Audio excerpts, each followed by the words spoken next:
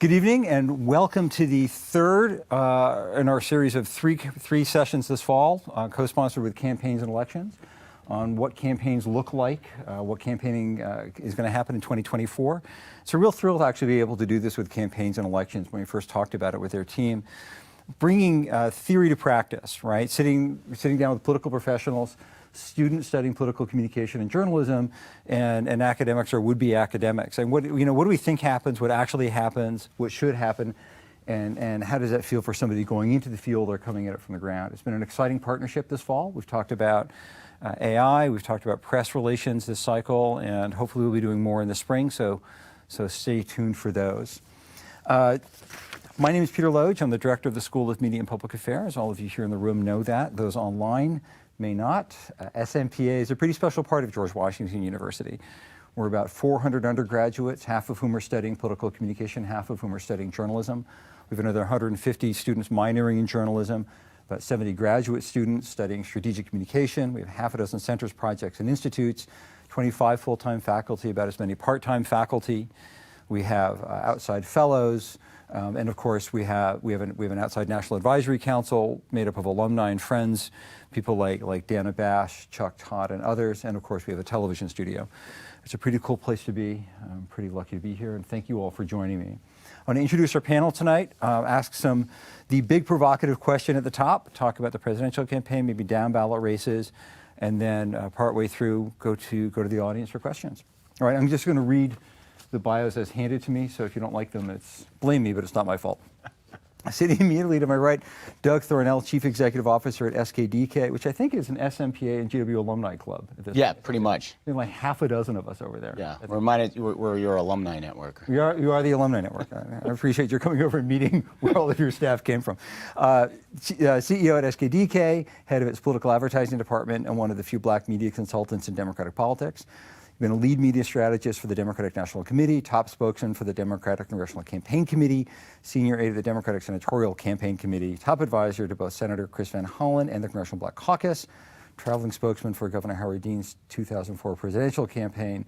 And he said in the green room ahead of time, the last panel he was on was at Oxford, and I told him, well, that's nice, but now we're at SMPA, so the bar is being raised a little bit. Next to Doug is Maya Rupert, political strategist and former campaign manager for Julian Castro's presidential campaign, distinguished fellow with Community Change. In 2020, she served as a campaign manager for Castro's presidential, as only the third black woman to have managed a major presidential campaign. When Secretary Castro exited the race, she joined Elizabeth Warren's campaign as a senior advisor.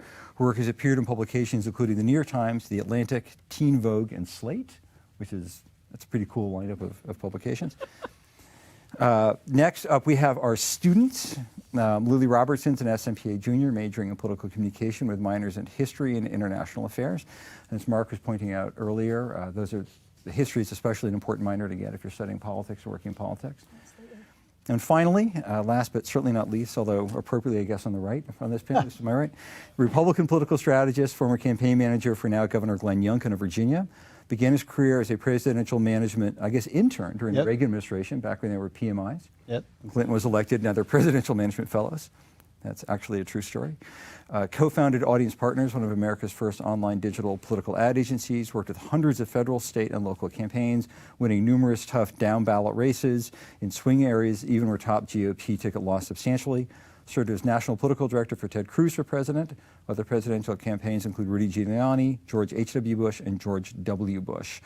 A long and distinguished career in politics. This is a heck of a panel, and I'm looking forward to diving in. So the question is, do campaigns still matter? And the obvious answer is, well, yeah. The academic research, because we are an academic institution, finds that most campaigns probably matter for some people, in some cases, some of the time. This year, we're in a weird position at the presidential level where both presidential candidates are effectively incumbents. They're both well known to the American people. People have very strong views on Donald Trump, maybe less strong on Biden, but people have a pretty good sense of Joe Biden. Then there's the rest of the races, Senate, governors, state legislatures, the House, and on down. So in this context, what campaigns matter in 2024 and how do they matter? Let's start with the presidential, and then we can look at other races. So, what do you think, Doug? What does the campaign look like for president in 2024? Well, campaigns absolutely matter. And I think you can look at 22 and look at a awful environment at the time for Democrats. At least that was the conventional wisdom. People were dissatisfied with the direction of the country. President's approval ratings were low. And everyone was basically saying that Democrats were going to get wiped out. You got to run campaigns, though, right? You got to actually run the campaign. And we had some really strong campaigns, and we had some really strong candidates in Arizona with Mark Kelly, a race that we did, in Pennsylvania with Josh Shapiro, in a whole bunch of House races, and that made a difference, right? I think there's probably no doubt that some of the candidates that were nominated by Republicans weren't super strong, and that hurt them. But it just goes to show that campaigns and candidates do matter. And I think looking ahead to 24, I think one big difference, and I'll go back to 20, one big difference between 24 and 20 is there will actually be in-person voter contact, which, as you remember, we ran, in 2020, that campaign was largely virtual. Now, I think Republicans did more in-person voter contact than Democrats did. But so there's going to be, especially, I know on the Democratic side, there will be a intense effort to communicate and contact voters early, in person, over the phone, in front of them, and that's a big deal. There will be, spending in these races or in campaigns will be at the highest level that we've ever seen. I think the share of money going to reaching folks on screens other than their television will also increase. Television will remain a big part of a campaign's budget, but now you're looking at, 10 years ago, it may have been like 10% would go to what was then called new media or digital media. Now, it's upwards of maybe even more than that, 35, 40%, depending upon who your voter target is. It could be, more than that, right? So, and I think this race is going to be, from top to bottom, incredibly close. And I believe that so much of it will, as you pointed out, Peter, that there is, at the top of the ticket, unless something radical happens on the Republican side, you're going to have two people who have 100% name ID, and you're going to have two candidates that, for the most part, everyone has feelings about. And so it's going to be an effort to turn out both parties' bases and then to identify that sliver of the electorate that probably doesn't like either of the nominees and get them and persuade them to vote for, whether it's Biden or Trump, right? And then the last thing is I would just say that, on the Democratic side, they absolutely cannot take for granted, and I don't think they are right now because they're spending resources on it, young voters, black voters, Latino voters. They have to treat those voters like they would treat suburban voters, as what you would consider a persuasion voter, where you deliver content, advertising to them very early on. The Biden campaign has started a very early advertising effort, and that's smart of them. It may not look like it's paying off right now in the polling, but I do believe laying that foundation was a really smart move for them. Makes sense. So I'm just going to run down the line and poke a little bit on these in a bit. What do you think? All this making sense, Maya? Absolutely. I think this all makes a lot of sense. The thing I would add is I think campaigns matter immensely, especially when we're talking about a campaign that is going to turn so much on mobilizing. It is going to be about people being willing to go into their own communities and do that deep canvassing work and talk to their parents and say, no, seriously, you need to stand in line and it's worth it. And that is incredibly important when you're talking about, candidates that people already know they have their feelings about. And so what the campaigns need to do is raise the urgency of the issues that people are really caring about. And I think that we see more and more that we have such an engaged electorate, especially in young voters, especially in progressive voters on the Democratic side, that there is a real opportunity there. And I think that the campaigns that it is incumbent upon them, and I suspect this is why we're seeing resources put into Black voters, into Latino voters, into progressive voters. Like this is going to turn on how do we make sure that people understand not just that the candidate understands the urgency, but also, in the way that we talk about these things are so polarized and it's so easy to sort of gloss over the details, that there are details that matter immensely for people who are going to need to turn out and vote. And we need to make them not so sort of, super high level policy. Nobody knows what the CHIPS Act does, but how do we make sure that people understand, no, this is a significant piece of economic legislation, right? And make that real for people. And I think that's why campaigns matter still. As we get a more informed electorate, the role of the campaigns, I think, actually shifts and gets a chance to do more of this mobilizing, education, arming people that are going to go into their communities and get people to turn out and take this stuff really seriously. I want to have you actually last, because so far I've heard two people who said that you are the point of the 24th cycle. Yeah. So, Mark, what do you think? Does this make sense from your perspective? Yeah, it's going to be a historic campaign. You start with two candidates whose negatives are well over 50%. Hopefully, it won't be a race to the bottom. I think neighbor-to-neighbor contact is going to be more important than anything has ever been. I think it's going to be a field day for media consultants who are going to think that the more digital ads, is going to win the day, when in fact I think many of your younger audience voters would point out younger voters are brilliant at not reading stuff online. They scroll through, they delete it. If it's not interesting to them, they just don't bother. I think the biggest question that nobody really wants to talk about is the Republican Party has a huge problem. 20% of traditional Republican voters will not vote for Trump.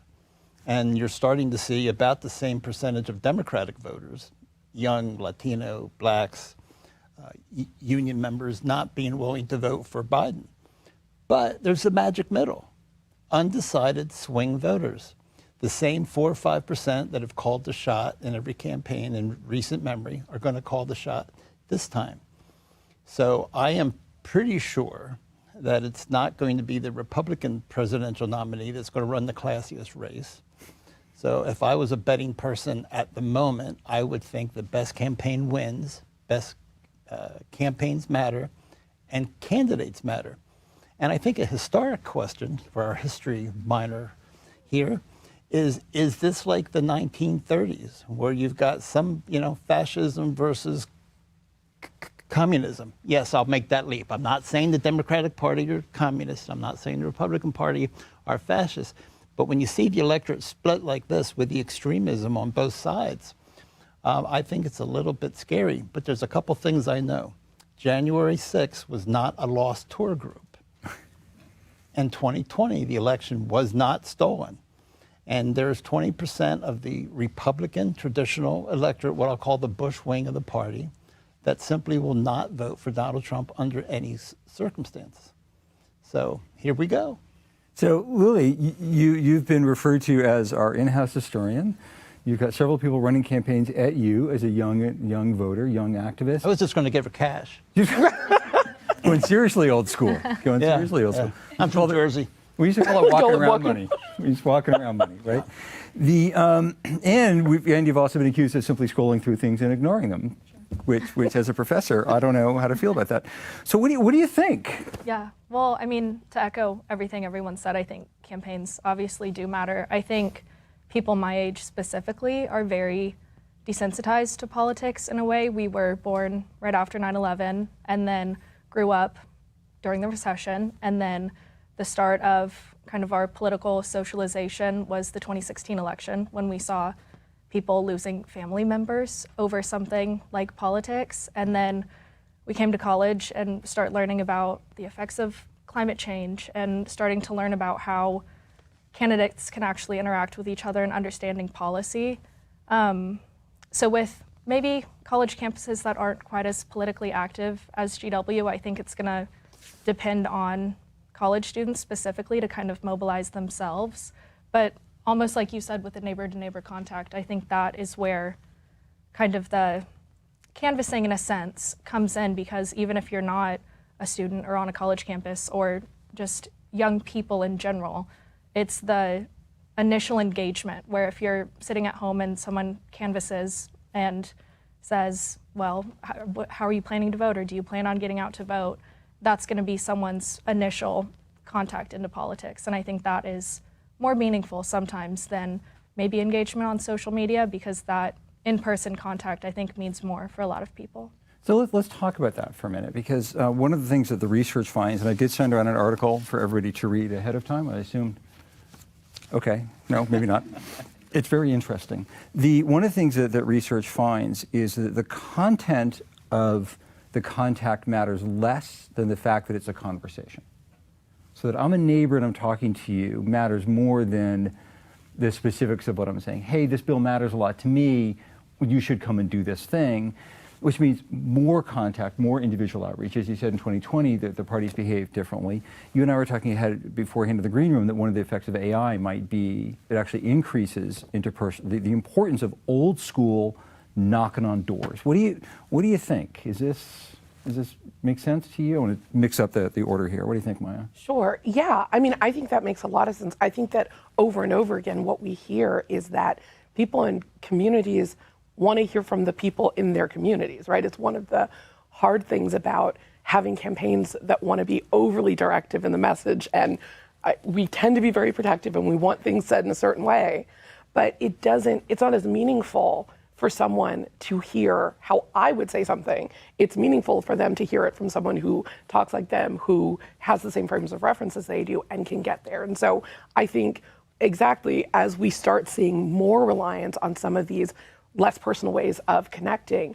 I think that a really smart thing for campaigns to do is to loosen the reins a little bit and let your, sort of organizers build these like in-person, in-community organizers who feel really steeped in the message and know exactly how they want to talk with the candidate, but can do it in the language that feels really familiar to the people they're seeing every day. So as an old school campaign guy, like I get it, but it kind of terrifies me, right? I want to control the message. I mean, what are you seeing? Well, look, this isn't new stuff, right? I cut my teeth as an organizer in Iowa on the Gore campaign in 2000, and there were 100 of us out there on that campaign, and there were 100 on all the other campaigns that were out there. And you spent 8 hours of your day going around the communities.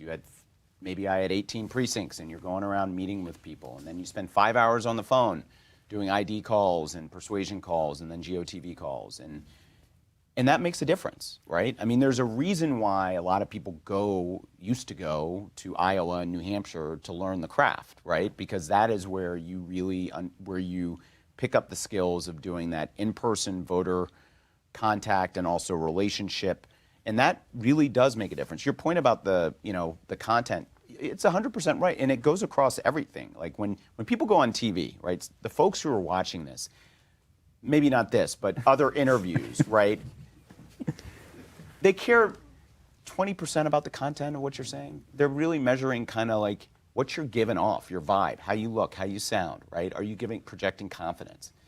And that is the same when people are, having conversations with their neighbors. And I would also say that you're also going to see a little bit of a hybrid approach towards the in-person, voter contact and relationship contact, and what's happening on social by activating local micro-influencers to carry the message for the various candidates on different platforms. And so, these are, and I would imagine, on campus here, there will be school leaders that are trusted by the community to go out and carry a message. And I think that's kind of the mixture of what's going on in front of folks in their house and also what they're seeing on their handheld device.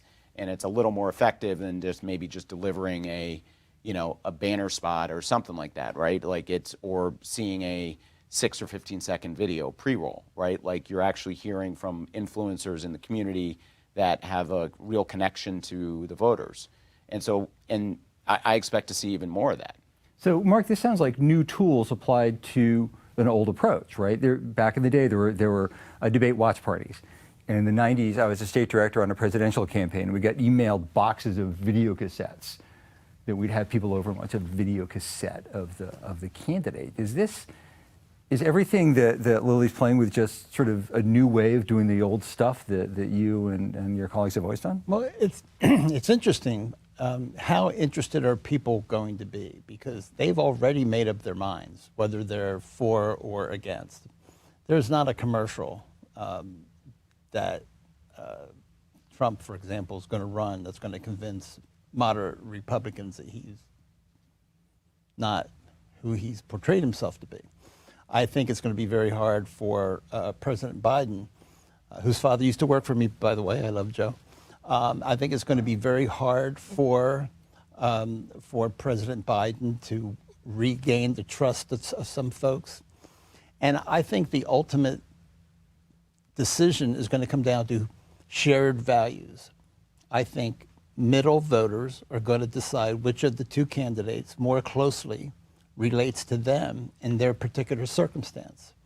And then, they're going to make that decision. There's going to be an enormous amount of money made by consultants. And every time we get a new technology, we abuse it. And so I think, by October 1st, nobody's listening to anything. Nobody's reading anything. Everyone's just going to want it to be over. Which is why I think neighbors talking to neighbors. For example, if you do a phone call and you say, "Hi, Mary, this is Bob. I'm a neighbor of yours." They don't hang up. They're interested in what you have to hear, as long as it's and you say something like, "Hi, I just want you to know that so and so goes to my church or was my son's little league coach, and I would just like you to remain open to the idea of possibly voting for him or her because we think that X, Y, and Z." I think it's going to be a velvet glove, soft touch that wins this, which is going to be exactly the opposite of what everyone's going to be screaming about. It's going to be because there's so much anger and vitriol on the edges. And I want to be hopeful and optimistic. And I think most young people, older voters vote based on their fears, right? Losing their health, losing their home, losing their kids not being able to find a job in the state. Younger voters vote based on their hopes because they're young and hopeful, right? So one of the political parties is going to have to offer hope and optimism. The Barack Obama campaign was brilliant. David Axelrod, brilliant. It's really, if you're not hopeful for the future, how can you really want to vote for anyone? So the data bears out everything you said. The most effective tactics are personal door-to-door canvassing increases turnout by an average of 2.5 percentage points. Volunteer phone calls raise it by about 1.9 compared to 1 point for calls from commercial phone banks. Automated phone messages are ineffective entirely. Direct mail has a tiny effect. So the data certainly support that. You were young and hopeful? I'm young and optimistic, maybe not hopeful though, in the sense of I do think my generation specifically is going to have a large role to play in trying to help reverse the effects, like I said, of climate change or cleaning up the fact that women across the country don't have access to an abortion should they need one or if their life is in danger because of it, and a multitude of other topics like that. I do also think I have an interesting perspective. A lot of the work that I've done so far is within this kind of rebirth of progressive politics in Oklahoma, which is a state where progressive politics are not super common. So a lot of what we're having to do right now is work within community groups to do neighborhood organizing and precinct organizing and call upon community members to help us do this organizing to then build up a base where we can run campaigns and try to reverse a little bit of the institutional power that the Republican supermajority has just had for so long. And a lot of that comes from our history with term limits specifically, but looking at how we can use our power that we're trying to build up to then look at gaining back some structural power, which I think well, then help me become more hopeful, a little more optimistic. I want you to be hopeful. For now, I am hopeful. I just think for now, specifically where I'm doing a lot of my work, we're still building up a little bit of that civic infrastructure to then build what we want to build. So one of the things that I'm hearing two contrasting things, right? One is the parties driving to the extremes, and both parties are running on fear of the other. You may not love Joe Biden, but you're terrified of Donald Trump. You may not like Donald Trump, but you're terrified of Joe Biden. In the meantime, we need hope and optimism and building infrastructure. The other part we know is if one way you turn out voters is by saying if you don't vote, something bad will happen. Right? You're not going to gain anything by voting, but if you don't vote, you might lose something. How do you balance these things? I mean, I think we have to come up with a more hopeful message than Donald Trump is terrifying. I don't think, particularly people who, the argument that Donald Trump he represents such an existential threat that it's like you fall into fascism, so you only have one choice, sounds a lot like fascism already, right? So it's like if we're trying to reach people and say, this is terrifying, I think that actually rings a lot more hollow. And so I think this is what, I think this is going to be so much of what the campaign is about, is trying to get to what is the affirmative message for Joe Biden that is not just we're scared of Trump. What is how do we take the issues that have been relevant and make them central? I think that, there are some issues that, I think abortion is a huge one. I think there are some issues that people are feeling like Democrats can run on affirmatively, not just Biden, but down ballot, and a lot more people can talk about a lot of these issues. We're seeing things that are making people say, I'm going to show up for the people that are talking about these issues. I would love to see more campaigns grasp onto those issues and say, this isn't about guarding against something. This is about actually building a future. And so I would say you strike the balance by coming as far away as you can from just running on fear, because I just don't see that is not going to be as effective to the people that need to turn out for Democrats. Clicks and eyeballs. Sorry. The problem is in the modern world, everyone's looking for clicks and eyeballs, and thoughtful position papers or positions on TV don't get that done. Everyone says they hate negative ads, but they always seem to be the ones that work. And I think on both sides there's going to be blood in the water and splashing around, and the middle voter is going to be going, really? This is the choice? Why, I think if ever there was a moment in U.S. history for a third party to run right up the middle, this is it. Whether or not it actually happens, I don't know. But I think we're all in agreement that we would like to have a different environment to be running in. We would like it to be about issues. We'd like it to be about the future, not who hates who more. Sorry, I didn't mean No, you're absolutely right. And you guys have won some tough races and some tough I've done Arizona politics. That's a hard race to win. Yeah. What do you think? And look, that race, Senator Mark Kelly's reelect was, if you look at how he campaigned and if you looked at what we put up in terms of advertising, we talked a lot about his vision for Arizona. We talked about a lot of the things that he had gotten done and wanted to get done. We talked about costs. We talked about, we were very much we ran a very positive campaign. Now, did we have a contrast message? Did we compare ourselves to the Republican? Absolutely. And I think you have to do that. And did outside groups go after the Republican? Yeah, there were outside groups going after Mark.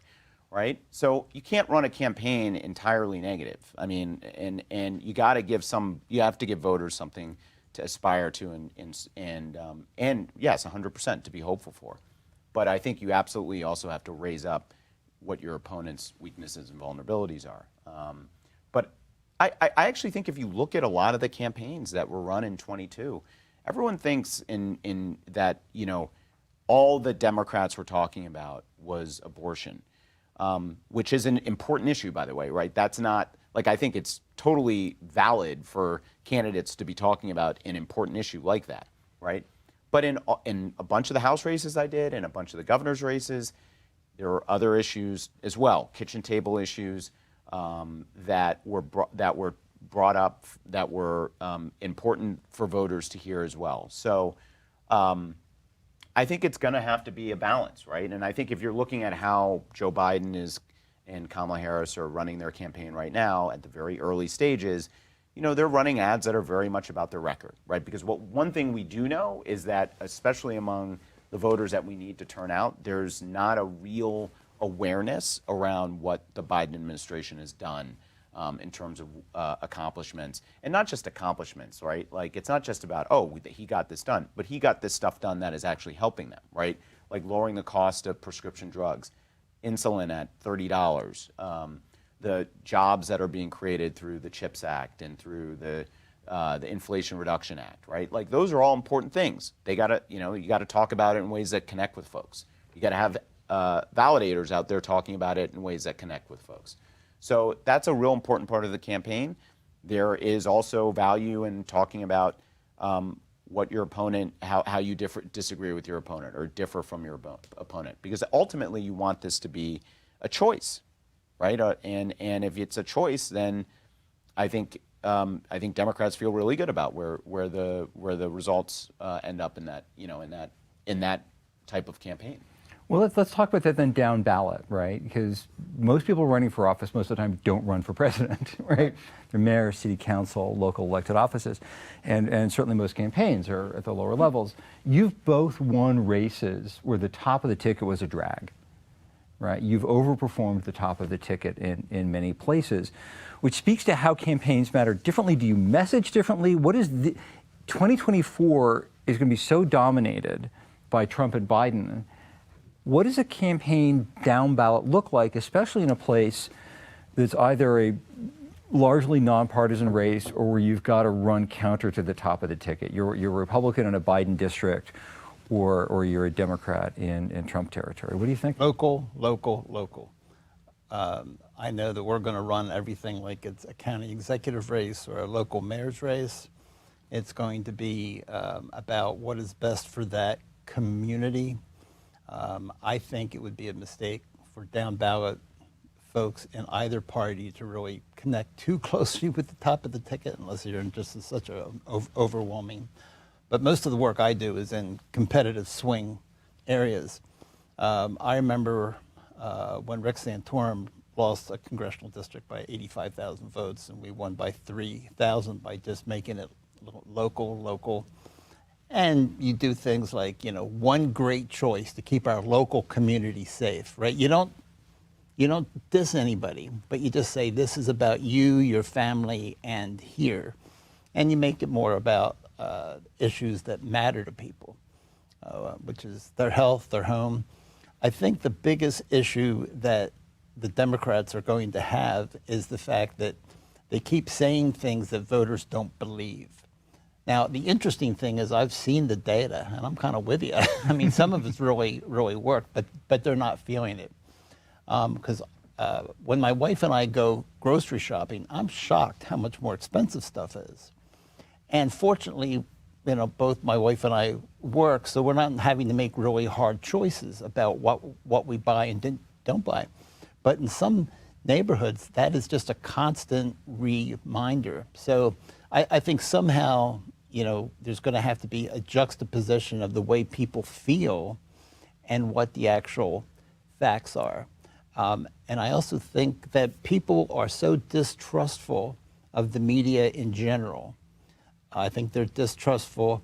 I mean, it is entertaining for me to watch Fox, MSNBC, and then CNN, and just it's like they're reporting on different planets, much less different.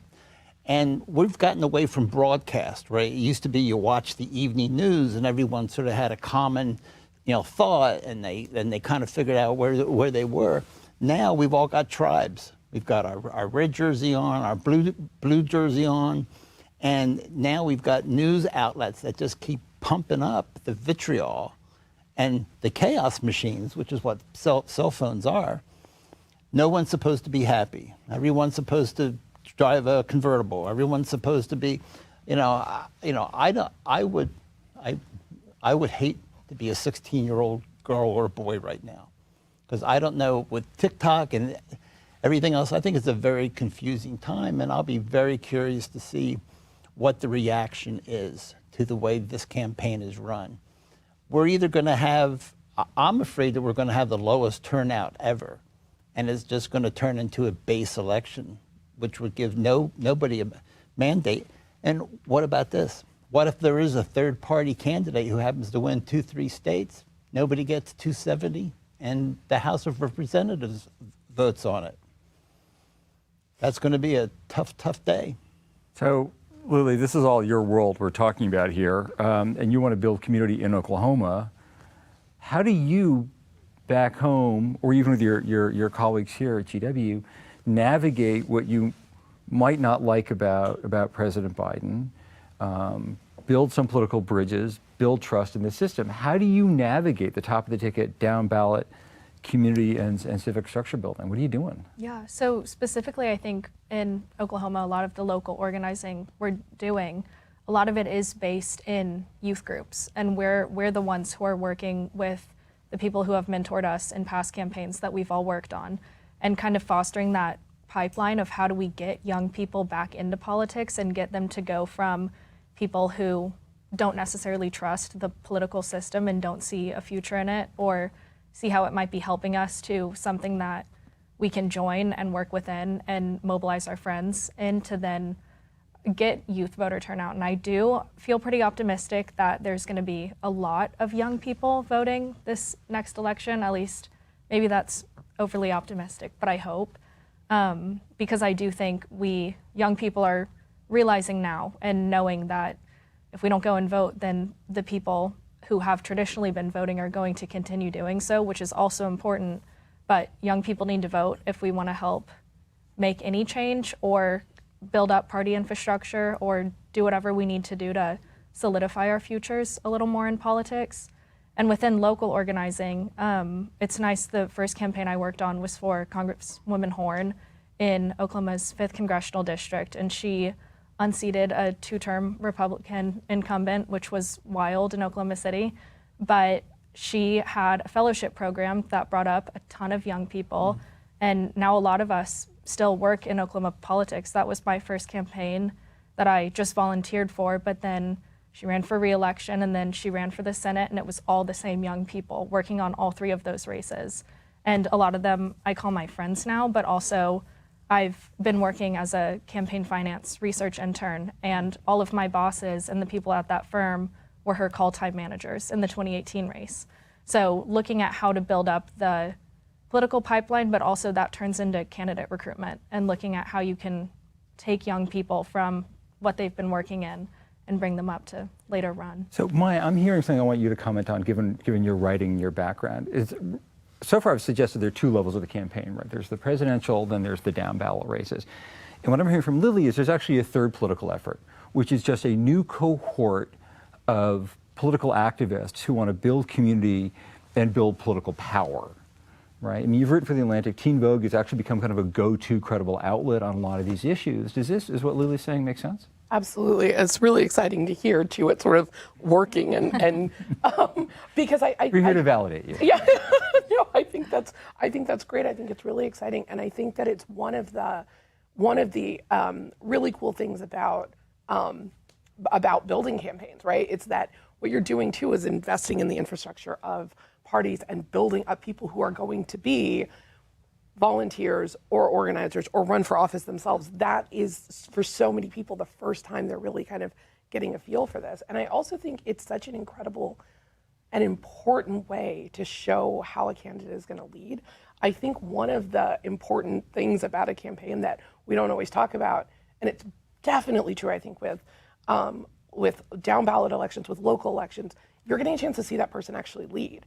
And they're creating a workplace, and they're investing in young people, and the way people get treated on that campaign, the way that campaign, are they able to be cohesive? Do they take issues seriously? Are they able to unionize without a big problem? Are they living by the values that they're running on? Is a really important, it's also just a really important way of signaling these are this person's values. And so I think it's such a strong thing to be able to say the same young people have stayed with somebody, because it says something about who they are as a leader, who they would be. And so it is one more way for a campaign to signal, hey, this is who we're trying to elect. So, I mean, you came up through the DS, the D-TRIP, so you came up through a cohort, but now you're also running a firm that's full of smart, bright, young people. Like, is all this making sense? Yeah, 100%. I mean, people come to work at SKDK because they have an opportunity to work on a lot of projects and causes that make a difference, and they feel good coming to work, right? And so, and I think when you look at some of the, if you look at, I think, some of the great campaigns over the last, 15, 20 years, we can look at the Obama campaign in 2008. There was a huge emphasis on engaging with young people and registering people who were sort of out of the, kind of out of the process, right? And Trump, to his, whether it's him or whoever was doing it, he was able to identify, engage people in 2016 that were out of the process, right? Like that had basically were not people that were anyone had anticipated voting. He got them in, right? But I think that's always the goal, right? Is how do you expand, right? How do you expand the electorate so that you're not just 100% relying on the voters that you know are going to always turn out, and you need to turn out at a little bit higher rate, right? But maybe there are other people that are out there, and there are. I mean, look, if you look at Georgia and what was done there for years to register black voters, that was a huge reason why Raphael Warnock won in 20 and then got reelected in 22, right? And that is and I think you look at Georgia, that's a real model. I think if you're a Democrat and you're looking at some of these other states like a Mississippi, in Alabama, even in South Carolina, and you don't write off in Oklahoma, or you don't write off some of these other states where, if you just if you maybe invest some resources and you go through this process of sort of doing the community-based organizing, maybe you do make long-term, maybe it's not going to happen overnight, right? And we've been waiting on Texas to become blue for a long time. It's purple now, so I think it's you're not going to have to wait long. Right. But that takes, it takes time. It takes a commitment, and it takes a lot of work. Like Congresswoman Horn to do that, right? But it can be done, and I think ultimately, that's how, as you build, if you're really into building a party, that's how you do it, right? People are going to get old and die, and you've got to make sure that there is another generation of people who are going to be next in line, the next generation. And so I salute you for that. That's great work that you do, and that was it was a great effort by her to win that. I mean, it was an unbelievable race. There were a number of those other races, there were, like these races that people came out of nowhere. AOC came out of nowhere to beat, to win that original race, and she, was organizing people, and that happens in both parties, right? Where people come out of nowhere, but they organized and they activated, and they, and that's ultimately, I think, like that for parties should be how they're thinking about how do you grow. If you want to see the best piece of political video, AOC's first introductory video about her campaign and a day in her life, I show it to everybody I possibly can. Forget the politics part of it. But as far as connecting with people and values and all those things, it's really a work of art. And I think that the campaigns that connect with people at a personal level will be okay. And the ones that just, do the howling at the moon stuff, they're going to get what they deserve. Excellent. I want to turn to the audience. We've got 15 minutes. What questions do you have? I've been bragging about how smart SMPA students are, so no pressure, but I grade some of your final exams. What questions do you have? Yeah, please. So I'm actually a political science student, And what's your name and what year and all that stuff? My name's Ellie Small, and I'm a junior. Okay. And so in one of my political science courses this morning, we were talking about the recent Newsom and DeSantis debate, and we were sort of going through, possible reasons why and things like that. And so I'm interested in your professional opinion. What was the end goal there? How does it change things in 2024? How does it change things in 2028? I just love your opinions. Well, Mark, let's go. I was busy changing the cat box.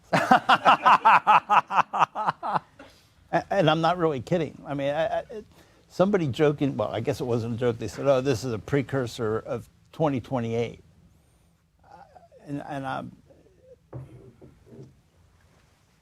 There's got to be more common ground than what was exhibited during that debate, the part that I saw. And at so many levels, there are things that could be getting done better in California and things that could be getting done differently in Florida. But what struck me as being really odd is that neither of them could even say anything remotely nice about the other one. We can remember a day when there was some civility. And please forgive me for sounding like the old white guy, because I am an old white guy. I'm closer to death than birth, so bear with me here for The bar for for a optimism second. is just getting lower and lower. Well, you're no spring chicken either there, Thanks. pal. So you just, You can expect to see that reflected in your final grade. Exactly. So I thought it was disappointing, and it was like a fraternity food fight. And well, let me ask you: did you learn anything from? Well, you see, that's. But I guess I'm also asking you, what was the point to doing it? Like, in your opinion, why do you think they both agreed to do it? Well, I mean, Ron DeSantis is desperate to figure out how to change the conversation around his campaign, and he is 5-6 weeks out from Iowa, and he's got to figure out something to get back into the game. And you're on Fox News. You've got Sean Hannity moderating. You're going up against one of the boogie men in the Democratic Party for the MAGA world, and I think for him it was like a calculated risk. Maybe I can score some points, be able to transfer that to my online fundraising apparatus, raise some money so I can get some more ads on the air, stay in the game in Iowa. I mean, I think that for him. And I think for Newsom, I think it was, I think he was probably relishing the idea of going up against DeSantis and taking him down, right? I think there are a lot of Democrats out there who really have a problem with Ron DeSantis and maybe more so than anyone else in the race, with the exception of Trump, and how so there was value there. He's a big surrogate of Biden. So, but each side had something to gain. I think DeSantis had more, in his opinion, I think in his mind, more to gain by doing something like this. And he's desperate. He's a desperate candidate. Does that make sense, Mark? Yeah, I think that's exactly right. Yeah. All right, what else? Yeah. Hi, my name is Alexandra, and I'm a sophomore, and I'm a biomedical engineering major. Oh wow. Oh, you have a microphone because this is being live streamed, so you have to repeat everything for the world who's watching. Okay. My name is Alexandra, and I'm a biomedical engineering major, but my minor is public health policy, so that's where this comes in. I'm also from Oklahoma. So my question is, with the 2020 election, we saw a lot of districts that were normally one color changing to another, and I think what's something on the campaign side that campaign managers, is there certain fear, for example, Representative Horn, she won, but then right after Representative Bice comes in, and Representative Bice has been there. So it's kind of is there a fear that these districts will flip back and forth? Is there you kind of mentioned spending more time in different states. What's something that's going through the minds when you're doing these campaigns? Well, there's only 30 seats that are really in play in Congress. So of all the Congress people, I mean, our founding fathers never envisioned that there would be ridiculously safe congressional seats where both political parties get their extremists in office so they can throw food at each other and not get anything done. So I think there's going to be so much money spent on so few seats that change is bound to happen. And I agree, a lot of these races are going to be very, very close. And oh, by the way, I'm glad that you're here because I love meeting really smart people. I was a political science and history major, so for me it was either this or selling used cars. So I just want to thank you for being you.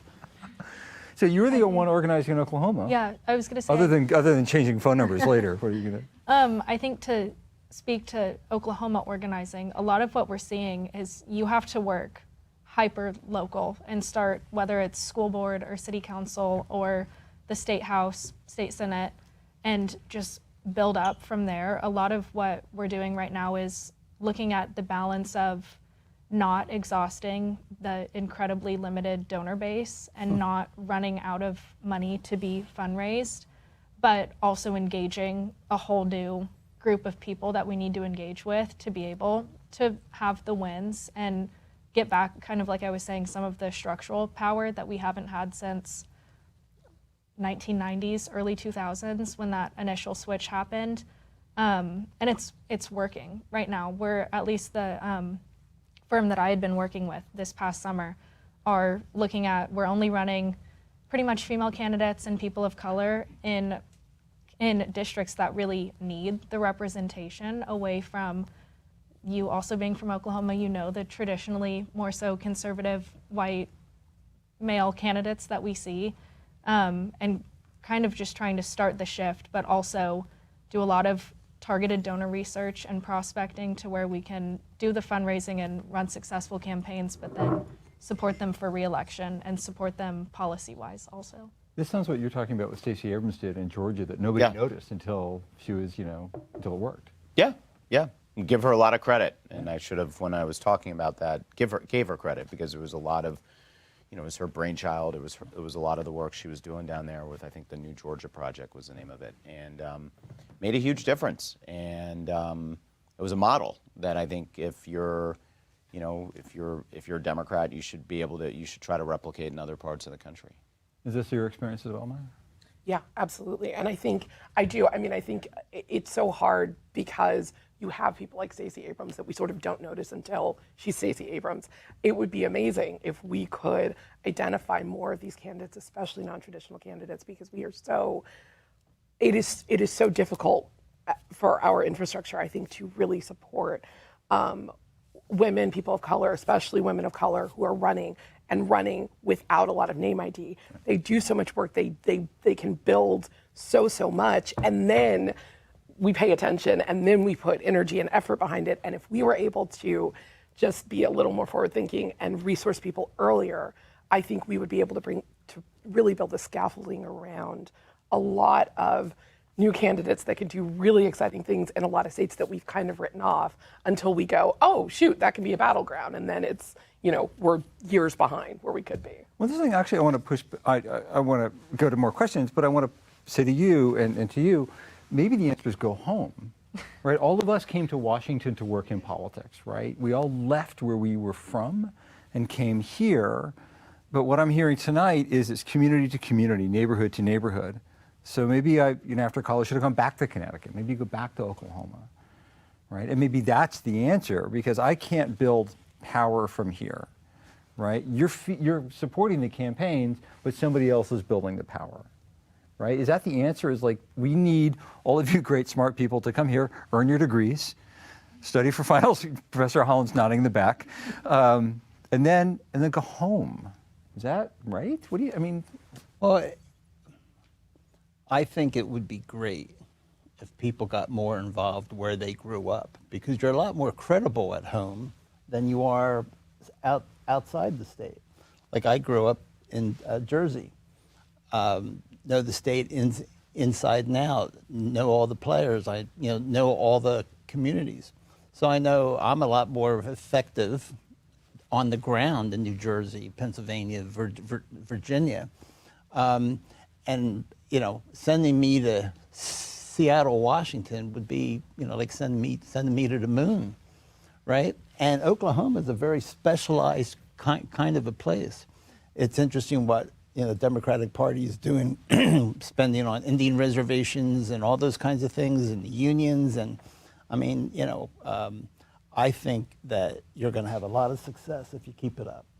So keep it up. So Maya, should she go home? No, I'm just going to pick on you. I don't, mean, all of don't you. send them home yet.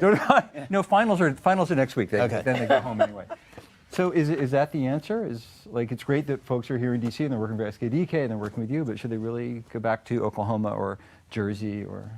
I mean, I think definitely some people should. I think it's going to have to be a mix, right? Like, I think that we can't, one of the tough things that we do is try to go, okay, everybody come to DC and we can do it that way. Okay, everybody go home. Like, we need, we need to recognize that it's like we need people that are doing power building and power shifting in states and in communities. And I think that's sometimes where the rubber kind of hits the road, is that it's power building, but that is going to require a shift in power dynamics, and people have to get comfortable with that.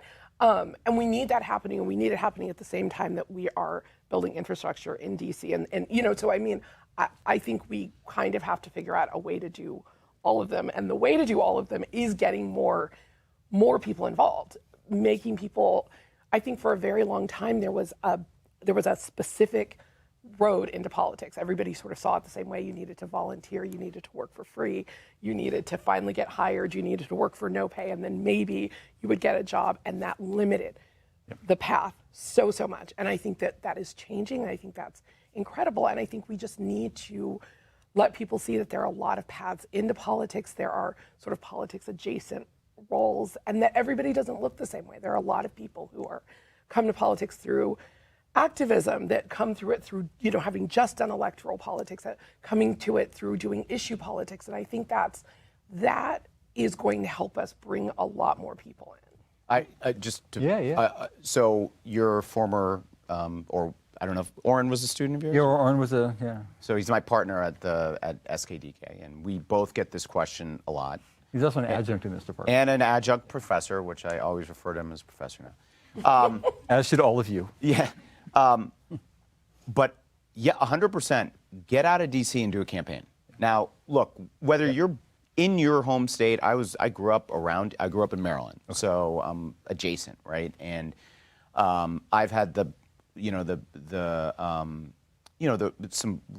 luck to work in DC, but have that base of Maryland where I grew up, and been able to work with some fantastic leaders. Wes Moore, I did his race last year. Chris Van Hollen, Glenn Ivey, the late great Elijah Cummings, right? But when I got done with college, and I knew I wanted a career in politics, or at least like I wanted to try it out, I went to Iowa. So get out, go on a campaign. It's a great experience. You really learn the game inside and out. And so I think it's a yes to your question. I don't think that campaign needs to be where you grew up. It can be. It's obviously that's helpful. But I also think there's benefit to going other places where you've never lived. I never thought I would ever live in Des Moines, Iowa. I went there and I loved it, right? And I went on for 2-3 years, I was traveling all around the country, living in places I didn't think I'd ever live. So I think there is real value in that. I think we have time for one last question. We have time for 2 last questions. I don't know. I'm at your behest, Sarah. So you. I'm Alex. I'm a journalism student. And you mentioned the DeSantis debate and Newsom debate earlier, but at the last debate, Ramaswamy said that it shouldn't be moderated by a news network and it should be moderated by Elon Musk and Joe Rogan. I'm not proposing that, but do you think there needs to be a massive shift in terms of how politics are moderated on a debate level? Because right now, whenever you see a debate, there's no substantive remarks made. It's just arguing over each other, and the public doesn't gain from that. So what would you want to see as a shift, or how are you going to shift how candidates get their message out in a way that can actually be understood? Let's start with you on this one. What do you think? I mean, look, I think the debate process that was in place for years now largely works. I don't know if replacing them with more partisan, especially the 4 debates that typically occur by the debate commission in the fall, replacing respected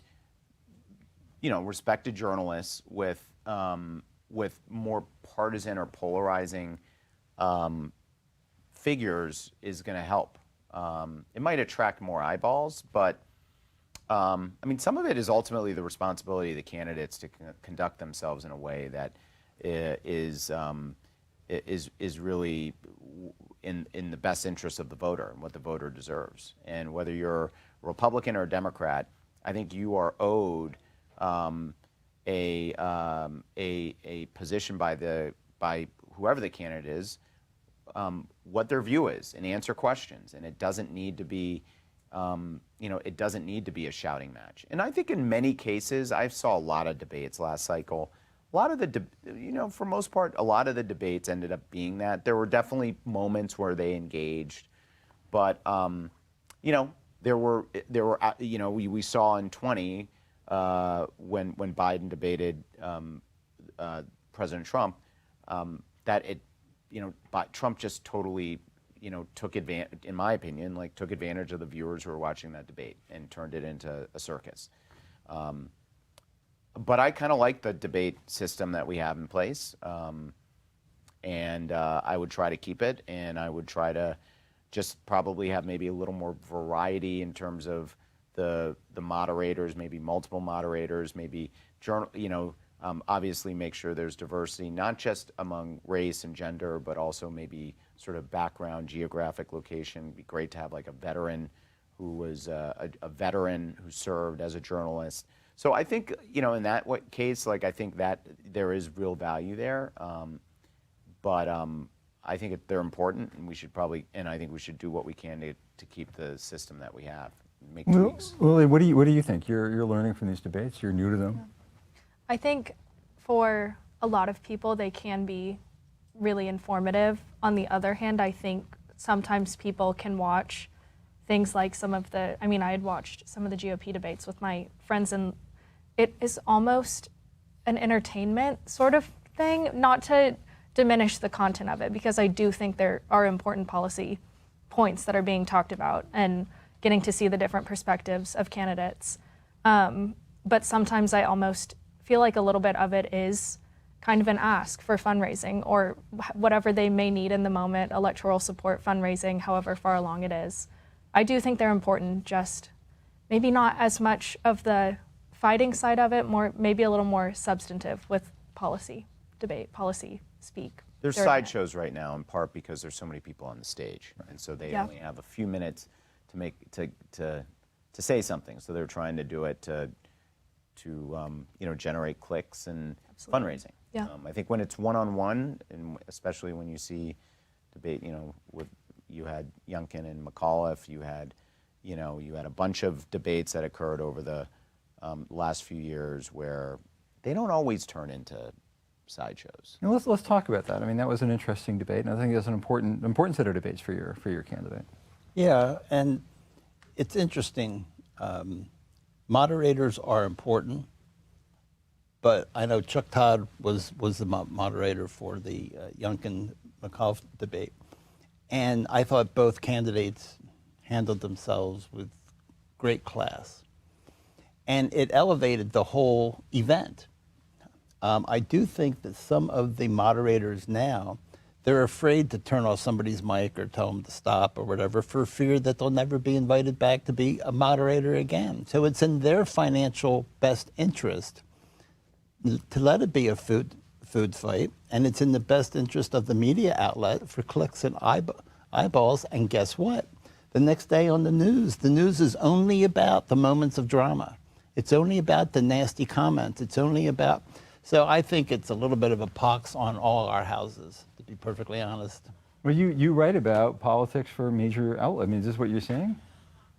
Yeah, honestly, it's an interesting question. Is one I kind of go back and forth on. I certainly did not. I've never looked at something that isn't working and thought to myself, what we need is Elon Musk.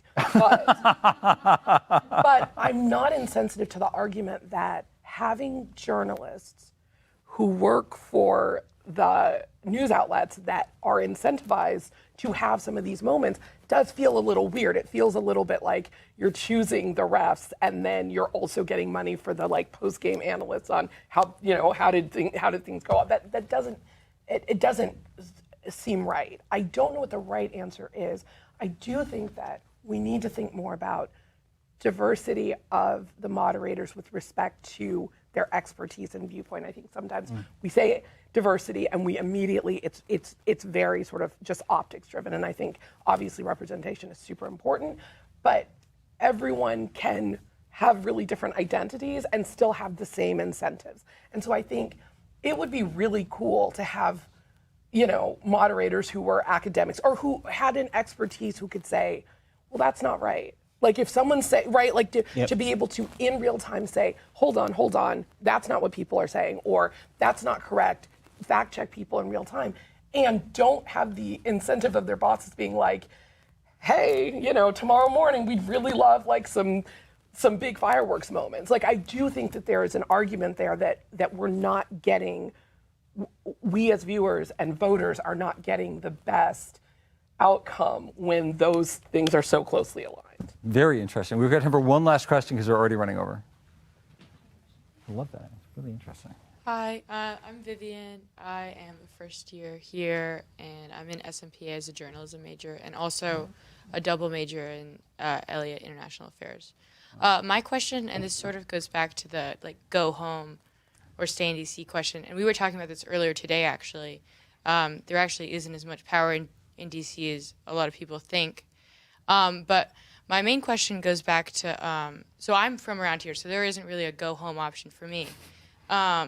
But I do have family in Pennsylvania, and I'll often talk to them about elections, presidential ones or elections in Pennsylvania, and they'll often be like, oh, I don't like either of them, I'm just going to sit this one out. So what do you say to that? Like, what do you say to, because I know you specifically were saying, like, I fear this will be the lowest turnout. What do you tell them, Mark? Well, I think, and I think all of us would agree, that if you care about democracy, then you need to participate and vote. Even if you believe it's a lesser of two evils, it's still important to vote for the lesser of two evils. In 2016, Donald Trump didn't win. Hillary Clinton lost. In 2020, with all due respect, Joe didn't win. People just rejected. I mean, most presidential campaigns are about the incumbency, right? So I think it's really important that all of you as students get involved, volunteer, go run a race. What really makes me laugh is when I get a resume for a new college graduate who wants to be a consultant and has never managed a race. And I'll interview them just to try and snap them out of it. Say, go run a race. Go run a state rep race. Go run a city council race. Go run a, I mean, I made my bones on winning a race in South Philadelphia that nobody thought could win. That was the only way they were going to give some 21-year-old kid with no experience a way to manage a campaign. So, politics is a contact sport. So go contact. This is what you've been saying, and you're also a local guy. Yeah. Sound right? Yeah. I mean, 100%. I mean, I firmly believe you got to get out there and learn the craft by actually understanding voters, which is like a crazy thing, right? You come to DC and it's not about the voters. It ends up being about a lot of other things. It's important to understand how to talk, how you can engage with people and how to persuade folks, and understand that different people have different hopes and dreams. And so I think that that's it's such an important part of politics. And sometimes it gets, when you live in DC, that part of it gets lost, right? It's all about Congress and the White House and the Supreme Court and the big committees and all of that stuff. But at the end of the day, to really get out there and to be, on a congressional race or a county exec race or a Senate race, and going around and talking to voters and really getting a full grasp of what they care about, why they care about, so that you can, and then understanding how to talk to them is incredibly valuable. And whether or not you keep politics as a career down the road or not, It's going to help you in anything else you do, right? And getting rained on for 8 hours while knocking on doors, you'll find out whether you like this Yeah. business or not. Yeah. What do you think, Maya? I'm sorry, I feel like I lost a little bit of track of the question because are we saying people who don't necessarily want to vote or people who don't want to participate in politics more broadly was the. Just sort of like if they don't like any of the candidates involved, they ask like, well, why should I vote? I don't like anyone.